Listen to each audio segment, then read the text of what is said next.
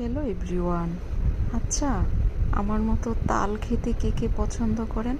আমি একটি বছর তাল খেতে পারিনি, অনেক মিস করতেছি। আমার ছোট বোন আমার জন্য ফ্রিজিং করে রেখেছিল এবং সুন্দর করে রান্না করে নারকেল দিয়ে নিয়ে আসছেন।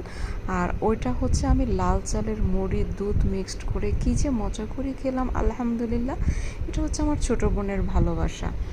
তো অনেক দিন ভর্তা ভাত খাইনি, তো আমার জন্য অনেক প্রকারের ভর্তা ভাত আর পোলাওয়ের চাল দিয়ে সুন্দর করে খুদের ভাত করেছেন। এখানে ছিল বাদাম ভর্তা, লইট্টা শুটকি ভর্তা, তারপর ওইটা চান্দা মাছ নাকি বলে ওইটার ভর্তা, টক পাতার ভর্তা। দেখেন আমি কি যে মজা করে আলহামদুলিল্লাহ খেয়েছি।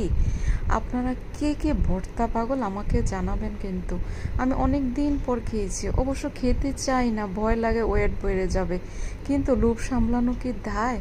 এক এক করে দেখেন আমি চেটে পুটে সবগুলি খেয়ে নিলাম, কিন্তু ওজন কমাইতে হবে। আজকে মনে হচ্ছে 1 কিলো বেড়ে গেছে। যেমন গ্রামের মানুষ সুন্দর করে এক বল ভাত নিয়ে পেঁয়াজ কাঁচামরিচ দিয়ে খেয়ে সারাদিন কত পরিশ্রম করে, ক্যালোরি বার্ন হয়ে যায়। আর আমাদের মতো রুমে বসে বসে যারা এত ভারী খাবার খায় তাদের ওয়েট তো বেড়েই যাবে। এই জন্য ক্যালোরি লস করতে হবে, তাহলে আমরা সুস্থ থাকবো। তো ছোটো বোনের সাথে বের হয়ে গেলাম, আমার ভাগ্নির কিছু শপিং ছিল, তাকে বিদেশে পাঠাতে হবে। আমরা চলে গেলাম রয়্যাল মালামার।